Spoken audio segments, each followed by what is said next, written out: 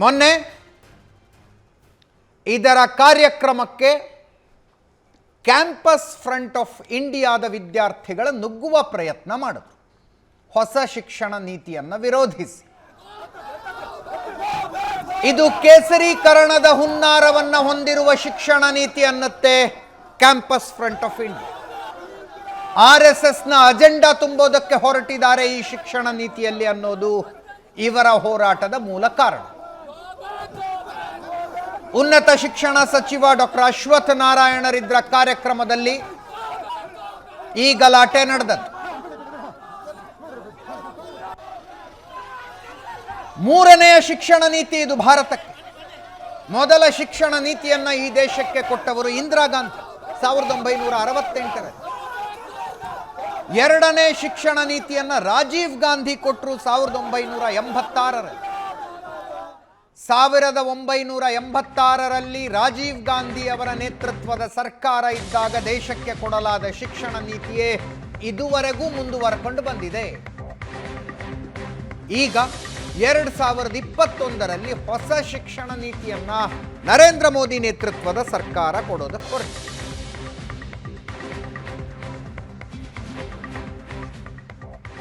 CFI ಮತ್ತು ಇತರ ಸಂಘಟನೆಗಳು ಹೇಳ್ತಾ ಇರುವ ಹಾಗೆ ಹಿಡನ್ ಅಜೆಂಡಾ ಬೇರೆ ಇದೆಯಾ ಈ ಶಿಕ್ಷಣ ನೀತಿ, ಅಥವಾ ಮೇಲ್ನೋಟಕ್ಕೆ ಹೇಳ್ತಾ ಇರುವ ಹಾಗೆ 100% ಮಕ್ಕಳನ್ನು ಮುಖ್ಯವಾಹಿನಿಯ ಶಿಕ್ಷಣಕ್ಕೆ ತರಬೇಕು, ಶಿಕ್ಷಣ ವಂಚಿತರಾಗಿರುವ ಸುಮಾರು 2 ಕೋಟಿ ಮಕ್ಕಳನ್ನು ವಾಪಸ್ ಶಾಲೆಗೆ ಕರ್ಕೊಂಡು ಬರಬೇಕು. 10+2 ಶಿಕ್ಷಣ ಪದ್ಧತಿ ಇದೆ ಈಗ. SSLC ವರೆಗಿಂದು ಒಂದು ಹಂತ, PUC ಫಸ್ಟ್ ಇಯರ್ ಸೆಕೆಂಡ್ ಇಯರ್ದು ಎರಡನೇ ಹಂತ. ಅದನ್ನು 5+3+3+4ಗೆ ಬದಲಾವಣೆ ಮಾಡೋದು ಇದರ ಆದ್ಯತೆನ. 6ನೇ ತರಗತಿಯಿಂದಲೇ ವೊಕೇಶನಲ್ ಟ್ರೈನಿಂಗ್ ಕೊಡಬೇಕು ಅನ್ನತ್ತೆ ಈ ಶಿಕ್ಷಣ ನೀತಿ, ವೃತ್ತಿ ತರಬೇತಿಗಳು. ಅದರ ಜೊತೆಗೆ ಕನಿಷ್ಠ 5ನೇ ತರಗತಿಯವರೆಗೆ ಮಾತೃಭಾಷೆಯಲ್ಲೇ ಶಿಕ್ಷಣ. ಇದು ಹೊಸ ಶಿಕ್ಷಣ ನೀತಿ ಹೇಳ್ತಾ ಇರುವಂಥದ್ದು. ಇದುವರೆಗೂ ಗ್ರಾಜ್ಯುಯೇಷನ್ ಎಷ್ಟು ವರ್ಷದ ಡಿಸೈಡ್ ಆಗಿರುತ್ತೋ ಅಷ್ಟು ವರ್ಷ ಕಂಪ್ಲೀಟ್ ಮಾಡಿದ್ರೆ ಮಾತ್ರ ಗ್ರಾಜ್ಯುಯೇಷನ್ ಸರ್ಟಿಫಿಕೇಟ್ ಸಿಗ್ತಾ ಇತ್ತು. ಹೊಸ ಶಿಕ್ಷಣ ನೀತಿಯಲ್ಲಿ ನೀವು ಒಂದೇ ವರ್ಷ ಡಿಗ್ರಿ ಕೋರ್ಸಿಗೆ ಹೋಗಿ ಡಿಸ್ಕಂಟಿನ್ಯೂ ಆದರೂ ಕೂಡ 1 ವರ್ಷಕ್ಕೆ ಸರ್ಟಿಫಿಕೇಟ್ ಸಿಗುತ್ತೆ, 1 ವರ್ಷ ಇವರು ಅಟೆಂಡ್ ಮಾಡಿದ್ದಾರೆ ಅಂತ. ಇದೆಲ್ಲ ಅಲ್ಲ, ಮುಖ್ಯ ಇರೋದು ಕೇಸರೀಕರಣದ ಹುನ್ನಾರ ಅಂತ ಆರೋಪಗಳು ಕೇಳಿ ಬರ್ತಾ ಇದೆ. ನಮ್ಮ ಜೊತೆ 3 ಜನ ಗಣ್ಯ ಅತಿಥಿಗಳಿದ್ದಾರೆ. ತೇಜಸ್ವಿನಿ ಗೌಡ ಅವರು ಬಿಜೆಪಿ ವಿಧಾನ ಪರಿಷತ್ ಸದಸ್ಯೆ, ನಾಗರಾಜ್ ಯಾದವ್ ಕಾಂಗ್ರೆಸ್ ವಕ್ತಾರರು, ಸರ್ಫರಾಜ್ CFIನ ರಾಜ್ಯ ಕಾರ್ಯದರ್ಶಿ ನಮ್ಮ ಜೊತೆಗಿದ್ದಾರೆ. ಸರ್ಫರಾಜ್ ಅವರೊಂದಿಗೆ ಚರ್ಚೆಯನ್ನು ಆರಂಭಿಸ್ತಾ ಇದ್ದೀವಿ. ಸರ್ಫರಾಜ್, ಏನು ಅಬ್ಜೆಕ್ಷನ್ ನಿಮಗೆ? ಯಾಕೆ ವಿರೋಧಿಸ್ತಾ ಇದ್ದೀರಿ ಇದನ್ನು? ಸರ್, ಶಿಕ್ಷಣ ಎನ್ನುವಂಥದ್ದು ಒಂದು ದೇಶದಲ್ಲಿ ಹಲವಾರು ವಿಧಗಳಲ್ಲಿ ಹಲವಾರು ಇಲಾಖೆಗಳನ್ನು ನಾವು ಡಿವೈಡ್ ಮಾಡ್ತೀವಿ ಸರ್. ಯಾವ ರೀತಿ ಅಂತ ಹೇಳಿದ್ರೆ, ಒಂದು ಸ್ಟೇಟ್ ಲೆವೆಲ್ ಮತ್ತೆ ಒಂದು ಸೆಂಟ್ರಲ್, 2 ಒಕ್ಕೂಟ ವ್ಯವಸ್ಥೆಯಲ್ಲಿ ರಾಜ್ಯ ಸರ್ಕಾರ ಮತ್ತು ಏನು ಒಕ್ಕೂಟ ವ್ಯವಸ್ಥೆಯಲ್ಲಿರುವಂತಹ ಕೇಂದ್ರ ಸರ್ಕಾರದ ಅಡಿಯಲ್ಲಿ ಹಲವಾರು ಇಲಾಖೆಗಳು ಬರ್ತವೆ. ಇದರಲ್ಲಿ ಪ್ರಮುಖವಾಗಿ ದೇಶದ ಈ ಒಂದು ವ್ಯವಸ್ಥೆಯಲ್ಲಿ ಸಂವಿಧಾನದ ಅಡಿಯಲ್ಲಿ ಶಿಕ್ಷಣ ಎನ್ನುವಂಥದ್ದು ಒಂದು ಕನ್ಕರೆಂಟ್ ಲಿಸ್ಟ್ ಅಲ್ಲಿ ಬರುವಂತದ್ದು. ಕನ್ಕರೆಂಟ್ ಅಂದ್ರೆ ಸಮವರ್ತಿ ಪಟ್ಟಿಯಲ್ಲಿ. ಶಿಕ್ಷಣದ ವಿಚಾರದಲ್ಲಿ ಏನೋ ಒಂದು ನಿರ್ಧಾರವನ್ನು ಇಲ್ಲಿರುವಂತಹ ಸರ್ಕಾರಗಳು ತೆಗೆದುಕೊಳ್ಬೇಕಾದ್ರೆ, ಸಂವಿಧಾನಾತ್ಮಕವಾಗಿ ಆ ಒಂದು ವಿಚಾರವನ್ನು ಅವರು ತೀರ್ಮಾನ ಮಾಡಬೇಕಾದ್ರೆ ಅದು ಎಲ್ಲಾ ರಾಜ್ಯಗಳಲ್ಲಿರುವಂತಹ ರಾಜ್ಯ ಸರ್ಕಾರಗಳಾಗಿರ್ಬೋದು, ಯೂನಿಯನ್ ಟೆರಿಟರೀಸ್ಗಳಾಗಿರ್ಬೋದು, ಎಲ್ಲರ ಜೊತೆ ಒಂದು ಮಾತುಕತೆಯನ್ನು ನಡೆಸಿ ಎಲ್ಲರನ್ನು ಕೂಡ ಒಂದು ವಿಶ್ವಾಸಕ್ಕೆ ತೆಗೆದುಕೊಳ್ಳುವಂತಹ ಒಂದು ಪ್ರಕ್ರಿಯೆಯನ್ನು ಮಾಡಿಕೊಂಡು ನಂತರ ಆ ಒಂದು ಎಲ್ಲರ ವಿಚಾರಗಳನ್ನು ಒಳಗೊಂಡಂತೆ ಅವರು ಒಂದು ರೂಪಿಸುವಂತಹ ಒಂದು ನೀತಿ ಇರುತ್ತೆ. ಆ ಒಂದು ನೀತಿಯನ್ನು ಶಿಕ್ಷಣದ ವಿಚಾರದಲ್ಲಿ ರೂಪಿಸಿದ್ರೆ ಮಾತ್ರ ಅದು ಸಂವಿಧಾನಾತ್ಮಕವಾಗಿ ಆಗಿರುವಂತಹ ಒಂದು ಶಿಕ್ಷಣದ ವಿಚಾರದಲ್ಲಿ ರೂಪಿಸುವಂತಹ ನೀತಿ ಆಗ್ಬಹುದು. ಆದರೆ ಈಗ ಕೇಂದ್ರ ಸರ್ಕಾರ, ಅಧಿಕಾರದಲ್ಲಿರುವಂತಹ ಬಿಜೆಪಿ ಸರ್ಕಾರ ಏನ್ ಮಾಡಿದೆ, ಯಾವುದೇ ರಾಜ್ಯದ ಅಭಿಪ್ರಾಯಗಳನ್ನು ಪರಿಗಣಿಸದೆ, ಕೇರಳ ರಾಜ್ಯವು ಕೂಡ ಇತ್ತೀಚೆಗೆ ಒಂದು ವರದಿಯನ್ನು ನೀಡಿದೆ ಅದರಲ್ಲಿ ಇರುವಂತಹ ತೊಡಕುಗಳ ಬಗ್ಗೆ. ಮತ್ತೆ ಹಲವಾರು ವಿರೋಧ ಪಕ್ಷದ ನಾಯಕರು ಕೂಡ ಇದರ ಬಗ್ಗೆ ಮಾತಾಡಿದ್ದಾರೆ. ಯಾವುದನ್ನು ಕೂಡ ಅವರು ಏನು ಅವರ ಬಗ್ಗೆ ಗಣನೆಗೆ ತೆಗೆದುಕೊಳ್ಳದೆ ಹಠಮಾರಿ ಧೋರಣೆಯಿಂದ ನಾವೇ ಫಸ್ಟ್, ನಾವೇ ಜಾರಿ ಮಾಡ್ತಾ ಇದ್ದೀವಿ, ನಾವೇ ರಾಜ್ಯ, ಇಡೀ ಭಾರತ ದೇಶದಲ್ಲಿ ನಾವೇ ಫಸ್ಟ್ ಎನ್ನುವಂತ ರೀತಿಯಲ್ಲಿ ಮಾನ್ಯ ನಮ್ಮ ಉನ್ನತ ಶಿಕ್ಷಣ ಸಚಿವರು ಏನು ಹೇಳಿಕೆಯನ್ನು ಕೊಟ್ಟಿದ್ರು, ಅದರ ಪ್ರಕಾರ ಅವರೇನು ಎಲ್ಲ ಯೂನಿವರ್ಸಿಟಿಗಳಿಗೂ ಕೂಡ ವಿಸಿಟ್ ಮಾಡ್ತಾ ಇದ್ದಾರೆ. ಅಲ್ಲಿ ರಾಷ್ಟ್ರೀಯ ಶಿಕ್ಷಣ ನೀತಿ ಬಗ್ಗೆ ಏನು ವಿಚಾರ ವಿನಿಮಯ ಕಾರ್ಯಕ್ರಮವನ್ನು ಹಮ್ಮಿಕೊಂಡಿದ್ದಾರೆ. ಆ ಒಂದು ಕಾರ್ಯಕ್ರಮಗಳಲ್ಲಿ ಈ ಒಂದು ಶಿಕ್ಷಣ ನೀತಿಯಲ್ಲಿ ಆಗಿರುವಂತಹ ತೊಡಕುಗಳ ಬಗ್ಗೆ ಕ್ಯಾಂಪಸ್ ಫ್ರಂಟ್ ಆಫ್ ಇಂಡಿಯಾ ಸಮಗ್ರವಾಗಿ ಇದರ ಬಗ್ಗೆ ತಿಳಿದುಕೊಂಡಿದೆ. ಆಗುವಂತಹ ಕೇವಲ ಕೇಸರೀಕರಣ ಅಷ್ಟೇ ವಿಚಾರ ಅಲ್ಲ, ಇಲ್ಲಿರುವಂತಹ ಹಲವಾರು ವಿಚಾರಗಳಿದ್ದಾವೆ. ಇಲ್ಲಿರುವಂತಹ ಹಿಂದುಳಿದ ವರ್ಗಗಳಿಗೆ ಶಿಕ್ಷಣದಿಂದ ವಂಚಿಸಲಾಗ್ತಾ ಇದೆ, ಇಲ್ಲಿರುವಂತಹ ಬಡವರು ಯಾವ ರೀತಿ ಶಿಕ್ಷಣದಿಂದ ಈ ಒಂದು ನೀತಿಯಿಂದ ವಂಚಿತರಾಗ್ತಾರೆ, ಎಲ್ಲಾ ವಿಚಾರಗಳನ್ನಿಟ್ಟುಕೊಂಡು ಆಗಿರುತ್ತೆ ಕ್ಯಾಂಪಸ್ ಫ್ರಂಟ್ ಆಫ್ ಇಂಡಿಯಾ 2019ರಲ್ಲೇ ಒಂದು ವರದಿಯನ್ನು ನೀಡಿತ್ತು, ಈ ಒಂದು ಶಿಫಾರಸು ವರದಿಯನ್ನು ಕೇಂದ್ರ ಸರ್ಕಾರಕ್ಕೆ. ಆದ್ರೆ ನಮ್ಮ ಯಾವುದೇ ಅಭಿಪ್ರಾಯಗಳನ್ನು ಪರಿಗಣಿಸದೆ ಇವರು ಈ ತರಾತುರಿಯಲ್ಲಿ ಜಾರಿಗೆ ತರ್ತಾ ಇರುವಂತಹ ಶಿಕ್ಷಣ ನೀತಿಯನ್ನು ವಿರೋಧಿಸಿ ನಾವು ಎಲ್ಲಾ ಕಡೆಗಳಲ್ಲಿ ಎಲ್ಲಾ ಜಿಲ್ಲಾ ಮತ್ತು ತಾಲೂಕು ಕೇಂದ್ರಗಳಲ್ಲಿ ಬರ್ತೀನಿ. ತಾವು ಎತ್ತಿದ ಪ್ರಶ್ನೆಗಳಿಗೆ ತೇಜಸ್ವಿನಿ ಅವರ ಹತ್ರ ಉತ್ತರ ತಗೊಳ್ತೀನಿ. ಯಾಕೆ ರಾಜ್ಯಗಳ ಅಭಿಪ್ರಾಯವನ್ನ ಕನ್ಸಿಡರೇ ಮಾಡಲಿಲ್ಲ, ಏಕಪಕ್ಷೀಯವಾಗಿ ನಿರ್ಧಾರ ತೆಗೆದುಕೊಳ್ತಾ ಇದೆ? ಒಕ್ಕೂಟ ವ್ಯವಸ್ಥೆಯಲ್ಲಿ ಬಿಜೆಪಿ ಅಧಿಕಾರಕ್ಕೆ ಬರುವ ಮುನ್ನ 2014ರ ಚುನಾವಣಾ ಪ್ರಣಾಳಿಕೆಯಲ್ಲಿಯೇ ರಾಷ್ಟ್ರೀಯ ಶಿಕ್ಷಣ ನೀತಿಯನ್ನು ನಾವು ಅಧಿಕಾರಕ್ಕೆ ಬಂದರೆ ತರ್ತೇವೆ ಅಂತ ಹಾಕಿದ್ದೀವಿ. ಮೋದಿಯವರು ಪ್ರೈಮ್ ಮಿನಿಸ್ಟರ್ ಆಗೋಕ್ಕಿಂತ ಮುನ್ನ ಯಾರಿಗಾದ್ರೂ ಆ ರೀತಿ ಬಯಾಸಿದ್ರೆ ತೆಗೆದಾಕಿ ಅಂತಷ್ಟೇ ನನ್ನ ಉದ್ದೇಶ. ಆಮೇಲೆ ಸುಮಾರು 12 ಲಕ್ಷ ಜನ 13 ಲಕ್ಷ ಜನ ತಮ್ಮ ಅಭಿಪ್ರಾಯಗಳನ್ನು ಮುಕ್ತವಾಗಿ ಹಂಚಿಕೊಂಡಿದ್ದಾರೆ. ಆಮೇಲೆ ಇದನ್ನು ಸಂಗ್ರಹ ಮಾಡಿದ್ಯಾರು? ಡಾಕ್ಟರ್ ಕಸ್ತೂರಿ ರಂಗನ್ ಅವರು ಸೈಂಟಿಸ್ಟು, ಅವರು ಇಸ್ರೋದ ಅಧ್ಯಕ್ಷರಾಗಿದ್ದರು. ಅವರ ವಿದ್ವತ್ತು ಮತ್ತು ತಜ್ಞಗಾರಿಕೆ ಎಲ್ಲರಿಗೂ ಬೇಕು, ಎಲ್ಲ ಸರ್ಕಾರಗಳು ಬಳಸ್ಕೊಂಡಿದ್ದೀವಿ. ಅವರು ಕಾಲ್ಫರ್ ಮಾಡಿ ತಗೊಂಡಿದ್ದೀವಿ. ಆಮೇಲೆ ಒಂದು ಒಕ್ಕೂಟ ವ್ಯವಸ್ಥೆಯಲ್ಲಿ ಬಹುಮತ ಅಂತ ಯಾವ್ದು ಕರಿತೀವಿ, ಸರ್ವಮತ ಸಿಗೋದೇ ಇಲ್ಲ, ಬಹುಮತ. ಆಮೇಲೆ ತಾವು ಹೇಳಿದಾಗೆ 86ನೇ ಇಸ್ವಿಲ್ ಬಂದಿರೋದು, ಇವತ್ತು ಟೆಕ್ನಾಲಜಿ ಪುಟ್ಟ ಮಗು ಕೈಯಲ್ಲಿ ಕೋವಿಡ್ ಬಂದ ಮೇಲೆ ಆನ್ಲೈನ್ ಶಿಕ್ಷಣ ಕೊಡ್ತಾ ಇದ್ದೀವಿ. ಟೆಕ್ನಾಲಜಿಗೆ ಸಂಬಂಧಪಟ್ಟಂತೆ ನಾವು ಹೊಸ ಯುಗದ ಜೊತೆ ಹೋಗ್ಬೇಕೋ ಬೇಡೋ? ಭಾರತ ಸೆಂಟ್ರಿಕ್, ಇದು ಭಾರತ ದರ್ಶನ, ಜೀವನ ಮುಖಿಯಾದಂಥದ್ದು. ಪುಟ್ಟ ಕಲೆಗಳು ನಾಶ ಆಗ್ತಾ ಇದೆ ಭಾರತದಲ್ಲಿ. ನೀವು ಉದ್ಯೋಗ ಇಲ್ಲ ಅಂತೀರ, ಎಲ್ಲರೂ ಡಿಗ್ರಿ MA ಬೇಕಾಗಿಲ್ಲ, ಜೀವನಕ್ಕೆ ಬೇಕಾಗಿರ್ತಕ್ಕಂಥದ್ದು. ಅದಕ್ಕೆ ಒಂದು ನಿರ್ದಿಷ್ಟವಾದಂಥ ಅರ್ಹತೆಯ ಪಟ್ಟಿ ಕೌಶಲ್ಯಗಳ ಮೂಲಕ ನಾವು ನಿಜವಾಗಿಯೂ ಕೌಶಲ್ಯ ಭಾರತ ಸ್ಕೀಮ್ಸ್ ಕೊಟ್ಟಿದ್ದೀವಿ, ಟ್ರೈನಿಂಗ್ ಕೊಟ್ಟಿದ್ದೀವಿ. ಆ ಮಗುಗೆ ಕಾರ್ಪೆಂಟ್ರಿ ಇಷ್ಟ ಇದೆಯೋ, ಕಲೆ ಇಷ್ಟ ಇದೆಯೋ, ಇನ್ನೊಂದು ಇಷ್ಟ ಇದೆಯೋ, ಟೆಕ್ನಿಕಲ್ ಇಷ್ಟ ಇದೆಯೋ. ಆಮೇಲೆ ಜ್ಞಾನಕ್ಕೆ ಇಲ್ಲಿ ಸೀಮಿತ ಹಾಕಿಲ್ಲ. ಅದು ಸೈನ್ಸ್ ತಗೊಂಡ್ರೆ ನೀವು ಸೈನ್ಸೇ ಓದಬೇಕು, ಇಲ್ಲ ನನಗೆ ಆರ್ಟ್ಸು ಓದಬೇಕು, ಇನ್ನೊಂದು ಸಬ್ಜೆಕ್ಟ್ ಆಸಕ್ತಿ ಇದೆ ಅಂದರೆ ಓದ್ಬೋದಾಗಿತ್ತು. ಅನೇಕ ವಿಜ್ಞಾನಿಗಳು ಅನೇಕ ಸಾಧನ ತಗೊಳ್ಳಿ, ಸೈನ್ಸು ಆರ್ಟ್ಸ್ ಎಲ್ಲ ಓದಿದ್ರು ಹಿಂದೆ ಅನೇಕ ಅಂತಾರಾಷ್ಟ್ರೀಯ ಮಟ್ಟದ ವಿಜ್ಞಾನಿಗಳು. ಹಾಗಾಗಿ ಇದರಲ್ಲಿ ಇದೊಂದು ಪೂರ್ವಗ್ರಹ ಮನಸ್ಥಿತಿಯನ್ನು ಬಿಡದೇ ಇದ್ರೆ ಅದಕ್ಕೆ ನಾವು ಮದ್ದು ಕೊಡೋಕ್ಕಾಗಲ್ಲ. ಇಡೀ ಭಾರತದ 15ನೇ ಇಸ್ವಿನಲ್ಲಿ ನಾವು ಚರ್ಚೆ ಶುರು ಮಾಡಿರ್ತಕ್ಕಂಥದ್ದು, 19ನೇ ಇಸ್ವಿ ತನಕ ನಾವು 4 ವರ್ಷಗಳ ಕಾಲ ಸಕ್ರಿಯವಾದ ಚರ್ಚೆ, ಕೇಳುವಿಕೆ ಮತ್ತು ವಿಚಾರ ಮಂಥನ, ಸಿಂಪೋಸಿಯಮ್ಸ್ ಪ್ರತಿ ಯೂನಿವರ್ಸಿಟಿ, ಪ್ರತಿ ಪೊಲಿಟಿಕಲ್ ಪಾರ್ಟಿಯ ಫೋರಮ್ಸ್ ಅಲ್ಲಿ ನಾವು ಮಾಡಿದ್ದೀವಿ. ಇಂದಿರಾ ಗಾಂಧಿಯವರ 68ರ ಶಿಕ್ಷಣ ನೀತಿಯನ್ನು ಒಪ್ಕೊಂಡಿದ್ದ ದೇಶ, ಆಮೇಲೆ ರಾಜೀವ್ ಗಾಂಧಿ ಅವರ 86ರ ಶಿಕ್ಷಣ ನೀತಿಯನ್ನು ಒಪ್ಕೊಂಡಿದೆ.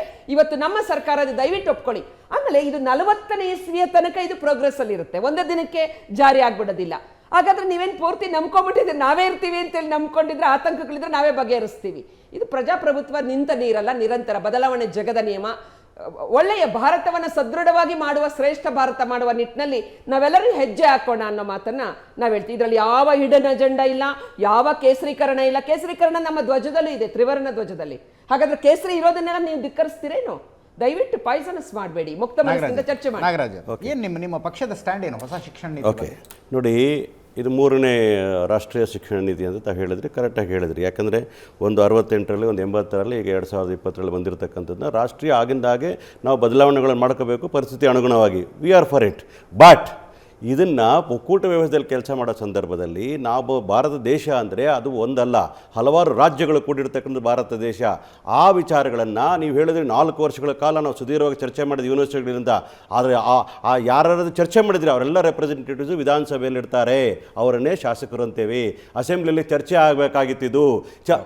ತಜ್ಞರು ಕೊಟ್ಟಂಥ ಎಲ್ಲ ಅಭಿಪ್ರಾಯಗಳನ್ನು, ಕಸ್ತೂರಿ ರಂಗನ್ ರಿಪೋರ್ಟ್ ಇರ್ಬೋದು, ವಿಶ್ವವಿದ್ಯಾಲಯಗಳು ಕೊಟ್ಟಿರ್ತಕ್ಕಂಥ ರಿಪೋರ್ಟ್ಗಳಿರ್ಬೋದು, ನೀವು ಯಾರು ತಜ್ಞರುಗಳನ್ನು ಮಾತಾಡಿದ್ರೋ, ಸಮಾಜದಲ್ಲಿ ಯಾರು ಮಾತಾಡಿದ್ರೋ, ಆ ಅವೆಲ್ಲವನ್ನು ಕೂಡ ಅಸೆಂಬ್ಲಿಯಲ್ಲಿ ಚರ್ಚೆ ಆಗಬೇಕಾಯಿತು. ಚರ್ಚೆ ಆಗಿ ನೀವು ಇದನ್ನು ಅನುಷ್ಠಾನಗೊಳಿಸಿ ಪ್ರಯತ್ನ ಮಾಡಬೇಕಾಯಿತು. ದೇಶದಲ್ಲಿ ಅತಿ ವೇಗವಾಗಿ ಇದನ್ನು ಜಾರಿಗೊಳಿಸಲು ಹೋಗ್ತಾ ಇರ್ತಕ್ಕಂಥ ಕರ್ನಾಟಕ ರಾಜ್ಯ. ಆದರೆ ಇದನ್ನು ಯಾಕೆ ವಿಸ್ತೃತವಾಗಿ ವಿಧಾನಸಭೆಯಲ್ಲಿ ಚರ್ಚೆ ಮಾಡಲಿಲ್ಲ ಅಂತಕ್ಕಂಥ ಆಗ್ರಹವನ್ನು ನಾನು ಮಾಡ್ತಾ ಇದ್ದೇನೆ. ಅದರ ಜೊತೆಗೆ ನಾನು ಹೇಳಬೇಕಾದ್ರೆ ನಮಗೆ ಇರ್ತಕ್ಕಂಥ ಪ್ರಾದೇಶಿಕ ನಮ್ಮದೇ ಅಂತಹ ಒಂದು ಸ್ವಾಭಿಮಾನ ಉಳಿಸ್ಕೋಬೇಕು ಅನ್ನೋದ್ರೆ ಕನ್ನಡ ಭಾಷೆಗಳು ಈ ರಾಷ್ಟ್ರೀಯ ಶಿಕ್ಷಣ ನೀತಿಯಿಂದ ಆ ರಾಜ್ಯಗಳ ಭಾಷೆಗಳಿಗೆ ಧಕ್ಕೆ ಆಗ್ತಕ್ಕಂಥದ್ದು ವ್ಯವಸ್ಥಿತವಾಗಿ ಕಾಣ್ತಾ ಇರ್ತಕ್ಕಂಥದ್ದು ಹೇಳ್ತೀನಿ. ಏನು ಅಂತ ಹೇಳ್ತೀನಿ ನೋಡಿ. ನಮ್ಮಲ್ಲಿರ್ತಕ್ಕಂಥದ್ದು ಮೊದಲು ಒಂದು ಕನ್ನಡ ಭಾಷೆಯನ್ನು ನಾವು ಡಿಗ್ರಿಯಲ್ಲಿ ತಂದ್ಬೇಕಾದ್ರೆ 3 ವರ್ಷಕ್ಕೂ ಹೇಳ್ಕೊಡ್ತಾ ಇದ್ವಿ. There was a subject carried one for 4 semesters ಅಂತ ಇತ್ತು. ಈಗ ಅದು 2 ಸೆಮಿಸ್ಟರ್ಗೆ ತಂದಿದ್ದಾರೆ. ಇದ್ರ ಬಗ್ಗೆ ಅಪೋಸಿಷನ್ ಲೀಡರ್ಸ್ ಬೇರೆಯವರೆಲ್ಲ ಮತ್ತು ತಜ್ಞರೆಲ್ಲ ಕೂಡ ರೇಸ್ ಮಾಡಿದಾಗ ಅವಾಗ ಅಶ್ವಥ್ ನಾರಾಯಣ ಅವರು ಹೇಳ್ತಾರೆ ಇದನ್ನ ಸರಿಪಡಿಸ್ತೀನಿ ಅಂತ ಹೇಳ್ತಾರೆ. ಆರ್ಡರ್ ಓಡಿಸುವಾಗ ಅದರ ಬಗ್ಗೆ ಚಕ್ಕಾರವೇ ಎತ್ತಲ್ಲ. ಯಾಕೆ? ನಮ್ಮ ಭಾಷೆಯ ಬಗ್ಗೆ, ನಮ್ಮ ಇತಿಹಾಸದ ಬಗ್ಗೆ ವೈಜ್ಞಾನಿಕವಾಗಿ ಸ್ಕಿಲ್ ಓರಿಯೆಂಟೆಡ್ ಕೋರ್ಸ್ಗಳನ್ನು ಮಾಡಬೇಕು ಅಂತಕ್ಕಂಥ ನಾನು ಒಪ್ಕೊಳ್ತೇನೆ. ಅದರ ಜೊತೆಗೆ ನಾನು ಹೇಳ್ತಾ ಇರ್ತೀನಿ, ನಮ್ಮ ಇತಿಹಾಸವನ್ನು ಪ್ರತಿಬಿಂಬಿಸ್ತಕ್ಕಂತಹ ನಮ್ಮ ಭಾಷೆಯ ಬಗ್ಗೆ ಇರತಕ್ಕಂಥ ಅರಿವನ್ನು ನಾವು ಮರಿಬಾರ್ದು. ಶಿಕ್ಷಣ ಸಂಸ್ಥೆಗಳಲ್ಲಿ ನಾವು ಇವತ್ತಿನ ದಿವಸ ಕಾಣ್ತಾ ಇರ್ತಕ್ಕಂಥ ಈಗಲೇ ಇಂಗ್ಲೀಷ್ ಮಯ ಆಗ್ತಾ ಕನ್ನಡದ ಭಾಷೆ ವಿಚಾರ ಬಂದಾಗ 5ನೇ ತರಗತಿಯ ತನಕ ಮಾತೃಭಾಷೆಯಲ್ಲೇ ಶಿಕ್ಷಣ ಕೊಡಬೇಕು ಅಂತ ಹೊಸ ಶಿಕ್ಷಣ ನೀಡೆಡ್. ಅದು ಅವಶ್ಯಕತೆ ಇರಲಿಲ್ವಾ? ಯಾವುದು?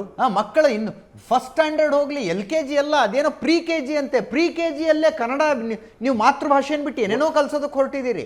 ಕನಿಷ್ಠ 5ನೇ ತರಗತಿಯ ತನಕ ಮಾತೃಭಾಷೆಯಲ್ಲಿ ಶಿಕ್ಷಣ ಕೊಡಿ ಅಂತ. ನಾನು ಇದರಲ್ಲಿ ಕೆಲವು ಒಳ್ಳೆ ಅಂಶಗಳಿದೆ, ಕೆಲವು ಕೆಟ್ಟ ಅಂಶಗಳಿದೆ. ನಾನು ಮಾತಾಡ್ತಾ ಇದ್ದೀನಿ ಡಿಗ್ರಿ ವಿಚಾರಗಳು ಮಾತಾಡ್ತಾ ಇದ್ದೀನಿ, ಸೆಮಿಸ್ಟರ್ ವಿಚಾರಗಳು ಮಾತಾಡ್ತಾ ಇದ್ದೀನಿ. ಒಂದು ವೇಳೆ ಹೇಳ್ತಾ ಇದ್ದೀನಿ ಕೇಳಿ, ನೀವು ಹೇಳಿದ್ರೆ ಈಗಲ್ಲ ಮೊದಲು 3 ವರ್ಷ ಮಾಡಿದ್ರೆ ಡಿಗ್ರಿ ಬರ್ತಾ ಇತ್ತು.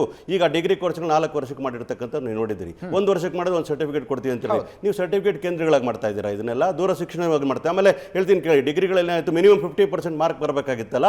ಈಗ 40% ಮಾಡಿ ಆನ್ಲೈನಲ್ಲೇ ನೀವು ಮಾರ್ಕ್ಸ್ ಕೊಡ್ಬೋದು. Only for 10% you to go for practical ಅಂತ ಇದೆ.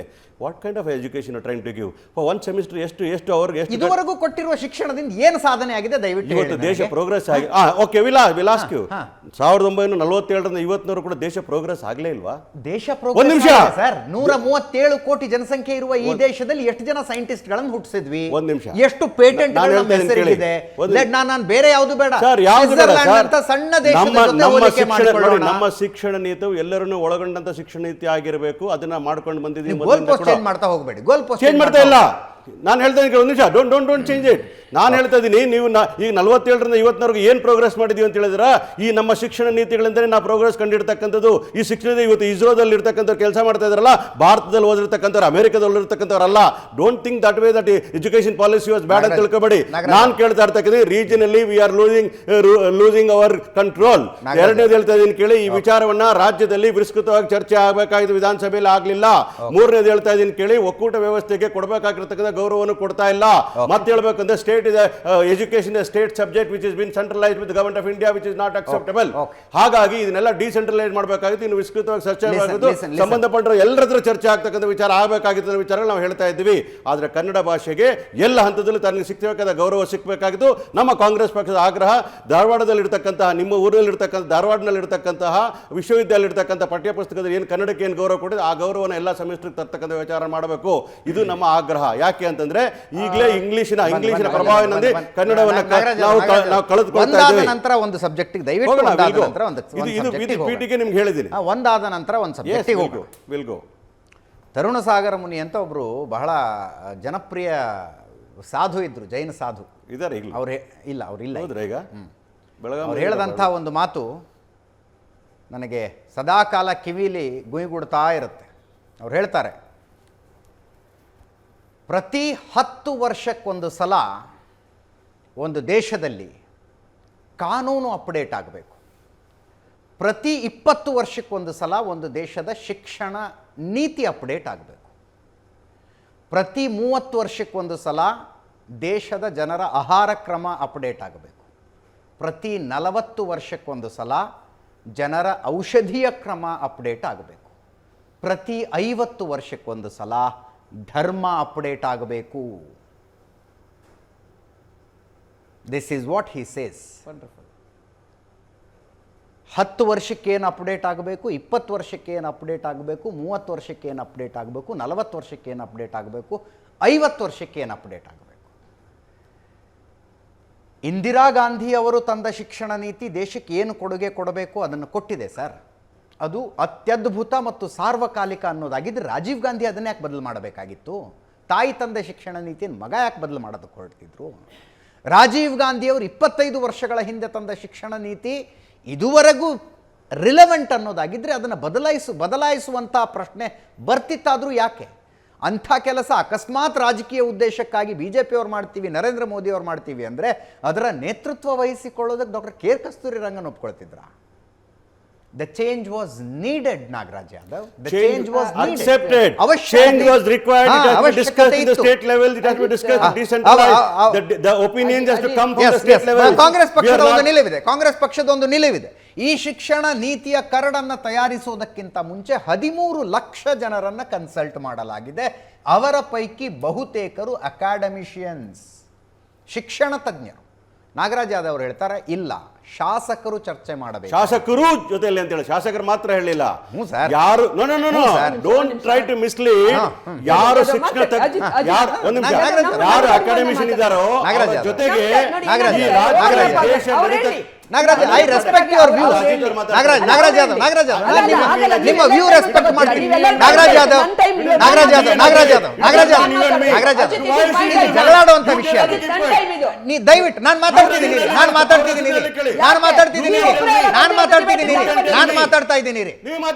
ನಾಗರಾಜ್ ಯಾದವ್ ಏನ್ ಹೇಳ್ಬೇಕು ಹೇಳಿದ್ದಾರೆ, ತೇಜಸ್ವಿನಿ ಅವ್ರು ಏನ್ ಹೇಳ್ಬೇಕು ಏನ್ ಹೇಳಿದ್ದಾರೆ, ಸರ್ಫರಾಜ್ ಏನ್ ಹೇಳ್ಬೇಕು ಹೇಳಿದ್ದಾರೆ. ಯಾವ್ದು ಕರೆಕ್ಟ್ ಯಾವ್ದು ತಪ್ಪು ಅನ್ನೋದನ್ನ ಜನ ನೋಡ್ತಾ ಇದ್ದಾರೆ.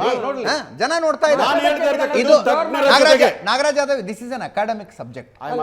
ದಯವಿಟ್ಟು ಕೂಗಾಡುವಂಥದ್ದು ಮಾಡುವಂಥದ್ದಲ್ಲ.